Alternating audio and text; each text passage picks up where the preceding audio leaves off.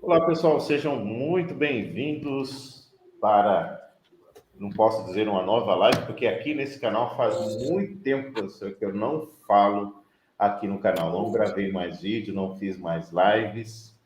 Então é um prazer estar de volta aqui e pretendo agora retomar as lives aqui nesse canal com esses temas, como eu mencionei, como foi mencionado. Primeiramente, boa noite, professor Samuel, seja muito bem-vindo. Boa noite, professor Nildo Moraes. Muito bom, né? Tá fazendo a live de hoje no canal Reflexão e Religião, porque a gente vai tratar de um assunto aí bastante importante, que envolve não só a teologia, envolve também a história do Brasil e da Europa, professor Nildo. Exato. Então, desde o início das igrejas do Brasil até a Reforma Protestante e vamos até os dias atuais, não é isso, professor Nildo? Perfeito. Pessoal, por que o professor mencionou isso? Que nós vamos analisar aqui um livro, que é a História da Igreja no Brasil. E nós não vamos analisar uma denominação ou outra especificamente, nós vamos analisar a história, né? Por isso foi interessante a fala do professor, que nós vamos analisar não somente a chegada, mas também a história, porque elas se misturam, né? A história da Igreja no Brasil, com a chegada dos jesuítas, que foi aí que começou a se difundir, né? A religião. Então, nós vamos analisar de uma forma geral, não especificamente os pormenores de uma ou de outra religião. Talvez, pelo contexto, falemos mais da Igreja Católica, mas abordando a Igreja Católica porque foram os padres jesuítas, né, no final de contas, que trouxeram. Tá bom? Só esclarecendo, fazendo esses esclarecimentos, né, professor, porque nós vamos tratar aqui da história, claro, entrarmos também, né, dos pais da igreja, Agostinho, da patrística, né, como estávamos falando algum tempo atrás, inclusive já tem um vídeo aqui no canal, exatamente com o professor Samuel Berbach, que nós falamos sobre a patrística, né? Então, professor, vamos falar um pouco aí sobre o contexto, né, de hoje, a Europa dos descobrimentos e o contexto político. Esse é o tópico 1 desse livro. É o tópico 1, então a gente volta a 1500, né? Perfeito. A descoberta do Brasil em 1500, né? E nessa época, na Europa, já existia uma relação bastante direta entre a igreja e a coroa portuguesa, o que vai refletir, por óbvio, aqui no Brasil, né? Portugal ele financiava os barcos, as embarcações que traziam os desbravadores, os descobridores, né, de novas terras, e junto com eles iam os monges e os padres da igreja que vinham para as colônias portuguesas com a intenção de levar a religião católica e de catequizar os índios, professor Nildo. Perfeito. Agora, algo que muitas pessoas provavelmente não saibam, né, professor? Era como os índios chamavam aqui a terra, né? Não era Brasil ainda, mas quando os portugueses, né, eles chegaram aqui, qual que era esse nome que era chamado aqui a terra? Como que os índios chamavam, professor? Que é do Tupi-Guarani, né? Você O sabe? Pindorama, né? Tupi-Guarani, e que significa terra das palmeiras, né? Era um dos nomes a que os indígenas se referiam quando falavam das terras brasileiras antes da chegada dos portugueses, professor Nildo. Em razão disso, faz necessário, né, a gente ver a relação entre Portugal e Espanha, que na época eram as grandes potências ultramarinas, eram as potências militares que tinham as grandes marinhas, né? E em razão disso, Portugal e Espanha, 1500 antes, um pouco depois, nessa época, eles vão aos mares, né? Com a intenção, então, de descobrir novas terras, né? Então, a expansão europeia, que culminará com a chegada dos portugueses ao Brasil em 1500, tem início nos séculos XII e XIII, um período tratado por alguns autores como a reforma da Idade Média, né? Esse período foi marcado por uma expansão comercial gerada por aumento na produção de alimentos e a circulação de moedas. O exemplo máximo desse processo foram as ligas às cidades comerciais, como a Hanseática e a Lombarda. Os medievalistas chamam esse processo de contexto favorável. O comércio com o Oriente é estabelecido como consequência das cruzadas que aconteceram no Oriente, em que as cidades italianas de Veneza e Gênova têm um papel bastante importante nesse comércio, professor Nildo. Claro, né, que esse comércio ele vai ser interrompido no século XIV, em razão das epidemias, entre elas a peste negra, né? E aí se diz que cerca de 1/3 da população europeia vem a morrer em razão dessa peste, né? Portugal e Espanha... Pois não, professor. Assim, a falta de ouro e prata levou as nações europeias a buscar esses metais na África, né? Onde explorava o Sudão, e posteriormente eles vão fazer isso aqui na América do Sul, professor Nildo. Perfeito. Portugal e Espanha, eles estavam ali numa região muito estratégica, né, geograficamente. A posição geográfica deles era muito privilegiada, né? Que era ali na Península Ibérica. E como eles já tinham experiências anteriores, experiências bem sucedidas, né, com os navios, então Portugal, em certa época, período, né, eles eram os mais poderosos, né, assim também como a Espanha, que eram ali, são países vizinhos, né? Inclusive, professor, a título de curiosidade, existe uma língua que é derivada do português, que é muito mais próximo da nossa língua do que o espanhol. Geralmente as pessoas pensam que o espanhol é a língua mais próxima. Não é, é o galego-português, tá? Quem quiser conhecer um pouco mais, pode pesquisar galego-português. É um portunhol. Você já ouviu um nativo do espanhol tentando falar português? É basicamente um portunhol. O galego, eles têm a pronúncia de algumas vogais é igual à nossa, né? E é muito interessante por que isso? Porque a Galícia, ela era um território de Portugal, em 1600 e alguma coisa, não vou me lembrar exatamente, eles foram então incorporados à Espanha. Então ficou essa mistura de línguas.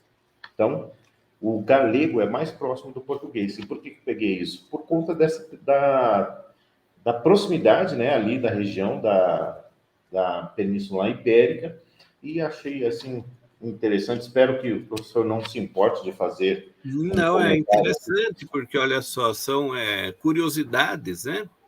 Eu aproveitei só ali os dois países que a gente conhece, então isso é interessante, porque a gente não fica só nas coisas que todo mundo sabe, né? A gente vai, além disso, trazendo também algumas curiosidades, né, que fazem parte da história, né?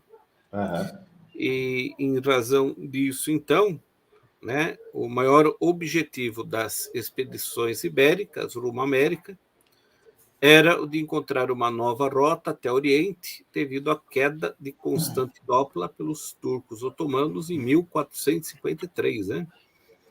Então, os turcos tomam Constantinopla, impedem a navegação de outros países. Em razão disso, é necessário, vamos falar assim, procurar uma nova rota, né? Então, em razão disso, Portugal, Espanha e demais países vão procurar rotas alternativas, professor Nildo. Perfeito. Nós estamos fazendo uma introdução até chegarmos no ponto principal que nós queremos falar. Provavelmente nós vamos fazer outras lives, tá, pessoal, nesse segmento, porque não dá para nós analisarmos um livro em apenas uma live, a não ser que a gente faça um resumo. Queremos trazer para vocês alguns detalhes, algumas curiosidades também, para que fique mais interativo. Caso você tenha alguma dúvida, alguma pergunta, pode escrever aqui nos comentários, no chat, fique à vontade. e nos diga se você está gostando ou não e de onde você está nos assistindo. Isso é muito importante. Ressalto aqui que o professor Samuel Merbach tem um canal de aulas onde falamos lá. Nós fazemos toda semana uma live, especificamente por conta do tema, nós trouxemos para este canal. Mas no canal do professor Samuel Merbach, a gente fala sobre filosofia, falamos sobre religião também, né? Mas falamos sobre educação de forma geral, fizemos uma série, aí de pelo menos uns 7 vídeos sobre a pedagogia, analisando vários teóricos, né? E hoje, como você percebe, estamos falando aí sobre a história da igreja no Brasil. Agora, professor, com a conquista pelos otomanos, houve ali uma reconquista cristã da Península Ibérica, não foi isso? Sim, exatamente. Então, a gente sabe, né, que a Península Ibérica ficou sob o domínio dos muçulmanos desde o século VIII, né? Desde então, os cristãos procuram retomar esses territórios da mão dos invasores, né? Os cristãos ficaram restritos à região montanhosa das Astúrias, onde organizavam a resistência cristã. A importância da reconquista com a estrutura política futura em Portugal é a divisão entre o norte, centro da administração e da nobreza, e o sul, região que foi aos poucos retomada pelos cristãos. À medida que esses territórios eram reconquistados, eles eram doados para a nobreza ou permaneciam, né, nas mãos da coroa. Ocorreu também uma migração das regiões do norte para o sul, havendo uma miscigenação entre os cristãos europeus, os muçulmanos e também os judeus. Esta unidade progressiva e heterogênea ofereceu a Portugal um modelo de administração centralizada, precoce, no contexto desta Europa em formação, professor. É muito interessante. Olha só, o professor está falando. Eu vou colocar aqui na tela, professor, o senhor pode continuar comentando em cima, tudo bem? Tudo bem, vai ficar, né? A tela inteira aqui, pode continuar aí, tá, professor? Então, aqui, esse aí é o mapa, tá, pessoal? Olha. Da cronologia da reconquista cristã da Península Ibérica, né? Então, a gente vê que vai ali do ano de 1054 até 1450, né? Então, durante esse processo de reconquista, muitos cristãos, sobretudo as ordens mendicantes, que são franciscanos e dominicanos, tentaram evangelizar os muçulmanos, né? Porém, o clima beligerante, tanto para cristão como para muçulmano, certamente veio a dificultar, né? Essa intenção, né? Com certeza, né? Qualquer interação entre povos apresenta mais elementos do que a simples disputa na guerra de conquista de territórios. A troca cultural é muito intensa entre conquistados e conquistadores que passam a conviver no mesmo território. Em razão disso, vai acontecer aquilo que é conhecido como sincretismo religioso, né? Então, que também acontece em outras áreas, né? Como na arquitetura, na língua, na administração e assim por diante, né? Essa presença muçulmana na Península Ibérica trouxe muitos elementos dessa cultura para os povos cristãos, que, em razão dessa convivência, vão assimilando, né, essas características. E, em razão disso, também, professor Nildo, na parte econômica, né, a gente tem um desenvolvimento maior do mercantilismo, né? Sim. Vamos falar assim, uma fase antecessora do capitalismo moderno, né, do capitalismo atual, chamado mercantilismo, né? Uhum. Então, a gente vê que os fatores econômicos, políticos, religiosos foram elementos, né, que vão fazer com que os países europeus venham ao mar em busca de novos territórios, né? Em razão disso também, a gente já viu anteriormente que a falta de metais preciosos resultou na valorização do ouro e da prata, né? E quem tinha esses metais, né, tinha muito lucro, né? O aumento da população originou a busca por novas terras cultiváveis, que teve início com a tomada da cidade de Ceuta pelos portugueses em 1415. A ocupação das ilhas da Madeira e dos Açores se deu em seguida à retomada de Ceuta e foi muito importante para o desenvolvimento do açúcar, que era uma especiaria bastante valorizada na Europa. Nessas ilhas ocorreu o início da distribuição das terras em capitanias hereditárias, modelo esse que mais tarde vai ser adotado no Brasil, né? Portugal teve suas fronteiras continentais definidas no ano de 1997, com o Tratado de Alcanizes, e já no século XIII apresentava um princípio de pertencimento de sua população. Em 2015, os portugueses festejaram 600 anos da tomada de Ceuta, com diversas comemorações, professor Nildo. Perfeito. Esse contexto da Península Ibérica, né, professor, ela é muito peculiar com relação ao restante do mundo mediterrâneo, né? Foi o que permitiu Portugal e Espanha que eles saíssem, né, da frente no que se diz respeito às navegações ultramarinas. Depois, vários outros países da Europa também começaram a fazer isso. Como, por exemplo, aqui do lado, na América do Sul, tem as Guianas, né? A Guiana Francesa, a Guiana Inglesa, o Suriname. Então, aqui na América do Sul, por exemplo, a Guiana Francesa não é um país, é um território ultramarino da França.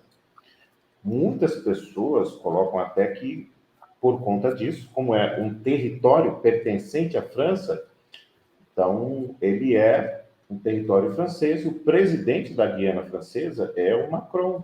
Ele coloca um prefeito para administrar, mas é o euro. Na Guiana Francesa é o euro. Os carros são todos Peugeots. Depois você começa a pesquisar um pouco mais, você vai entender. É um assunto muito interessante, tá? É um território ultramarino da França. E é importante aqui também, professor, colocar a relação, que aí nós vamos começar a entrar um pouco na parte da igreja, que era a relação entre a coroa e a igreja, né? Que era estabelecida nesse cenário de conquista armada e também ao trabalho missionário. Ela será predominante identificada aqui no Brasil como o padroado, né? O que era? Financeiramente, por parte do rei de Portugal, a instalação e manutenção das igrejas aqui no Brasil. E como nós veremos aí um pouco mais adiante, né, no decorrer da live, quando formos abordar aí, aprofundar mais no assunto. Certo, professor? Certo, professor Nildo. Então, O que nós podemos falar um resumo aqui desse primeiro capítulo, professor? Então, olha só, então desse tópico 1 a gente tem as informações mais importantes.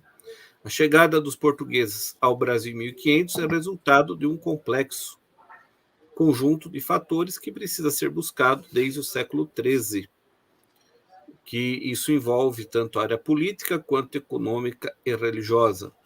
A delimitação das fronteiras entre Portugal e Espanha se deu durante o processo da Reconquista Cristã, quando os territórios muçulmanos na Península Ibérica foram retomados pelos europeus cristãos. O contexto favorável no século XIV, com o aumento da população após as epidemias e doenças que eclodiram no século anterior, levou Portugal a partir em busca de novas terras cultiváveis. Esta política expansionista teve início com a tomada de Ceuta em 1415. O caráter missionário da Igreja no início da colonização do Brasil tem sua origem no processo de reconquista, na medida em que, após a conquista militar, a Igreja começava com o estabelecimento da sua estrutura para garantir a posse da terra para a coroa, convertendo os habitantes à fé católica, professor Nildo. Esses são os pontos principais do tópico 1. Tópico 1, que interessante. Olha só, pessoal, o objetivo é trazer verdadeiramente conhecimento. Claro que às vezes a gente entra especificamente no contexto mais aprofundado, religioso aqui no canal. Mas isso mostra que queremos mostrar, através de um assunto como esse, que estamos, assim, abertos a falar sobre outros temas, outros assuntos, e para o nosso crescimento, não somente crescimento na área espiritual, mas enriquecimento cultural também, né? Afinal de contas, é importante, vivemos no mundo, vivemos aqui no Brasil, por que não conhecer um pouco mais da história de forma geral? Agora, o contexto religioso, professor, entrando um pouco Agora, mais. sim, vamos entrar no escopo, né, das nossas Aham. lives, tanto de hoje quanto posteriores, né? É o É contexto um. religioso, né, que Isso. vem desde a ocupação do Brasil pelos portugueses, professor Nildo. Aí eu quero destacar, professor, porque durante esse período estava acontecendo um fenômeno na Europa, né? A partir ali de 1500, que era algo que nós conhecemos como reforma protestante. Podemos iniciar com esse tópico nesse contexto, professor? Claro, e devemos, né, que a gente está acompanhando toda uma cronologia, né, histórica, Aham. e em razão disso, né, é importante iniciar deixando claro, né, que a reforma protestante foi liderada por Lutero e também por outros pensadores, não só pelo Lutero, né? Uhum. O seu êxito está ligado ao contexto religioso, social e moral na Europa Ocidental, palco da reforma, né? E em razão disso, existiram diversas tentativas de gerar mudanças em torno de um cristianismo, entre aspas, mais puro, né? Na medida em que a estrutura da igreja cristã ia se tornando mais complexa e alcançando uma amplitude cada vez maior ao longo do período medieval. Aconteciam, né? A Igreja Católica começa a construir palácios, né? Belos templos, vender indulgências e todas outras coisas que a gente conhece, ao passo em que o povo estava vivendo na absoluta miséria, né? Então, isso vai fazer com que os reformadores, né, venham trazer uma nova proposta, não é isso, professor Nildo? Sim, exatamente. Agora, professor, quais foram, se nós podemos colocar, né, quais foram as razões dessa eclosão assim Então, religiosa, né, do protestantismo? então, olha só, né? Os séculos que precederam o século XVI apresentaram, durante em média, muitas inquietações religiosas, vislumbradas através de inúmeras heresias, como, por exemplo, os cátaros, os valdenses, os montanhistas, entre outros, e não aceitavam a opulência das ordens monásticas, como a ordem de Cluny, por exemplo, e enriquecimento da igreja, né? A palavra heresia vem do grego aireses, airem, que significa escolher. Representava para os escritores eclesiásticos uma doutrina contrária aos princípios da fé que era oficialmente declarada, né? Então, dentro da própria igreja, pensadores cristãos se levantaram para denunciar abusos doutrinários, né? Como Bernardo de Claraval, mais conhecido como São Bernardo.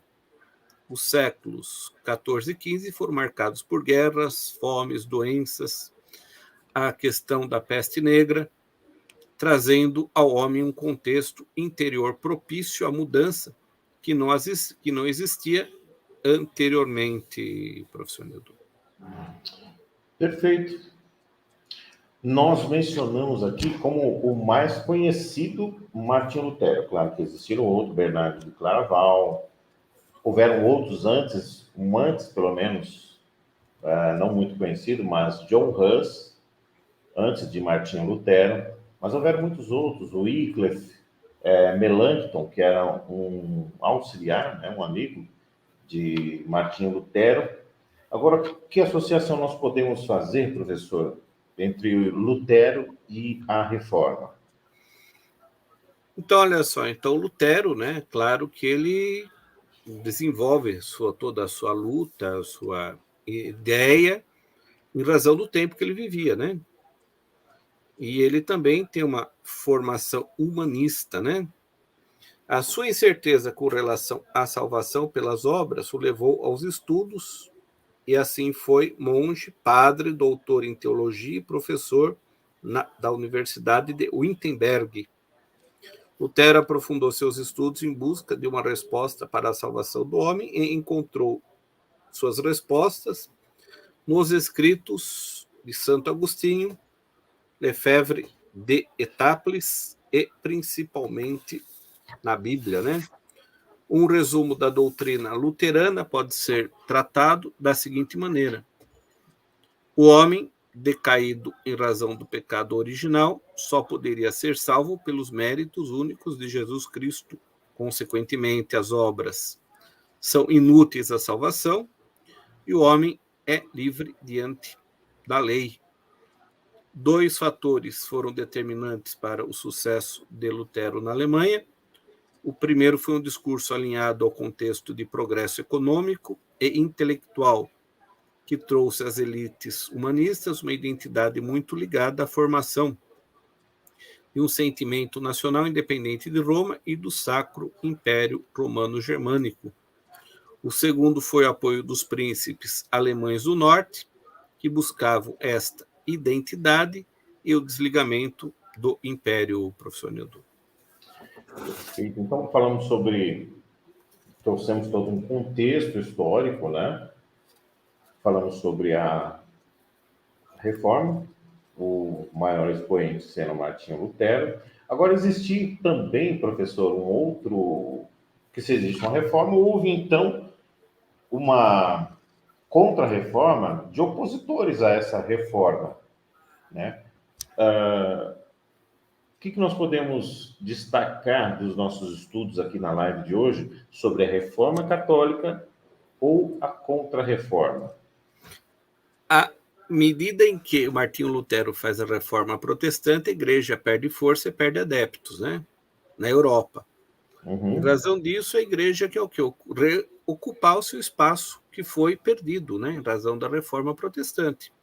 Em razão disso, a Igreja Católica ela faz a chamada contra-reforma, buscando ter novos adeptos e reconquistar o prestígio que ela teve anteriormente, né? Então, a resposta do mundo católico ao movimento reformático protestante ocorreu de 3 maneiras distintas, né? A contra-reforma, a reforma disciplinar e doutrinal, e a renascença católica, com o despertar da fé e do aspecto missionário. E este último elemento que nos interessa, pois os jesuítas, eles vêm ao Brasil, segundo esta ideologia, para pregar o evangelho e catequizar os indígenas, né?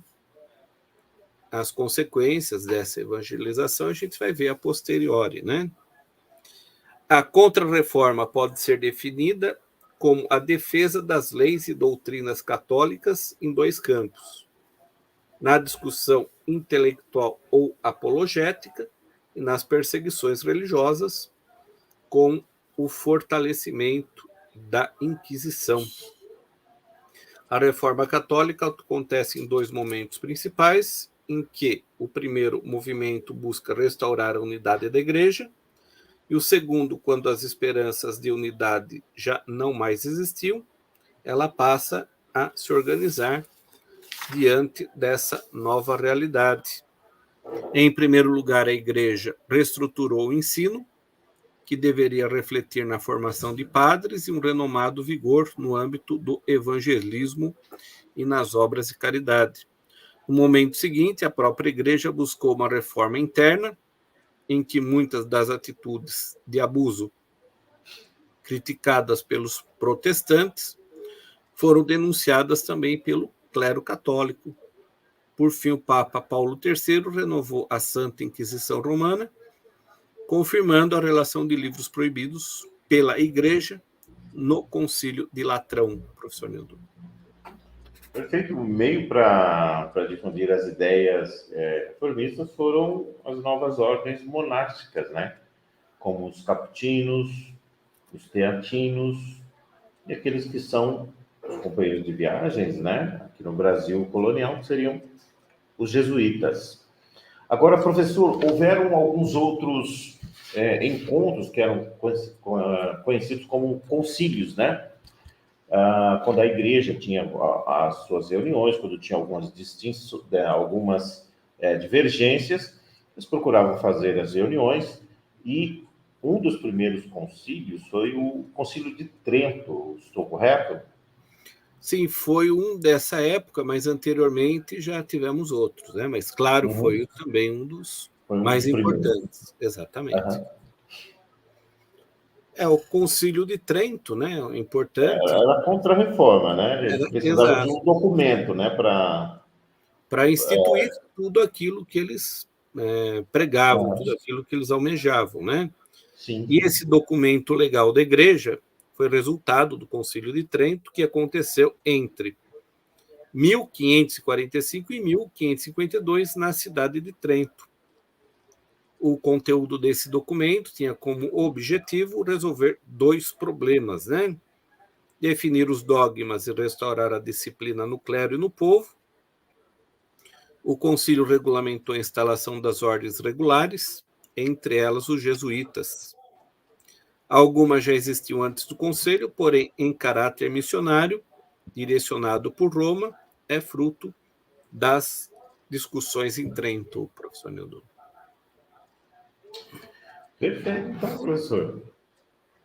Falamos aí, demos pelo menos, queremos ouvir a sua opinião, né, do que você achou. Podemos fazer um resumo também, né, professor, do que abordamos nesse tópico, com né? certeza, Mas né? diga o que você achou, se você gostou dessa forma de live, para que a gente possa até dar continuidade, né, professor? E agradecemos a você que assistiu até agora.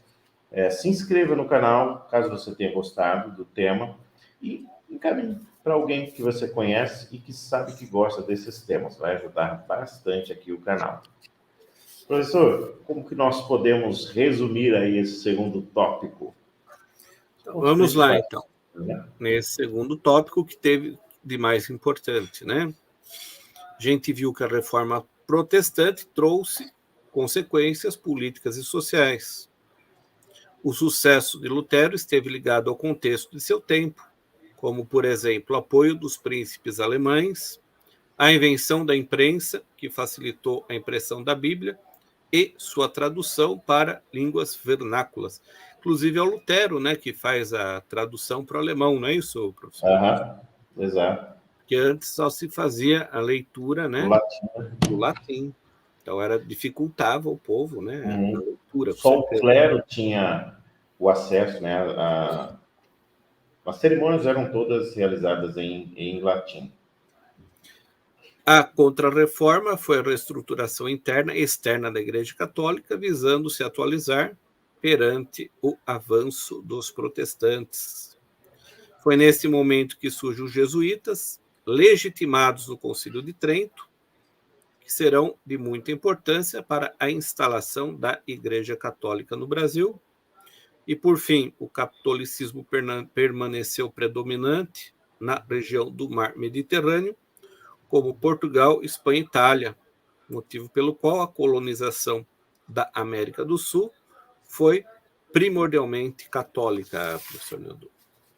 Perfeito, então, pessoal, essa foi apenas uma introdução, queremos fazer uma segunda ou terceira parte, e se vocês gostarem, nos indique que a gente possa continuar. Esse vídeo também estará disponível futuramente aí, né, entre hoje e amanhã. Hoje talvez não dê tempo, porque não fica disponível, mas amanhã ou durante o final de semana esse vídeo estará também disponível no canal do professor Samuel Merbach, tá? É interessante que você visite o canal do professor também e que possamos aí crescermos juntos em conhecimento. Professor, muito obrigado. Desde já parece que combinamos a camisa azul. Não combinamos é nada, né? É verdade, né? E também combinamos que na próxima quinta-feira, às 19 horas, estaremos novamente neste canal, né? Dando continuidade a esse assunto importante, professor Nildo. Obrigado, né? E até a próxima. Próximo, desde já um Feliz Natal. Obrigado para todos, para você especialmente também, professor Nildo. Obrigado, até a próxima.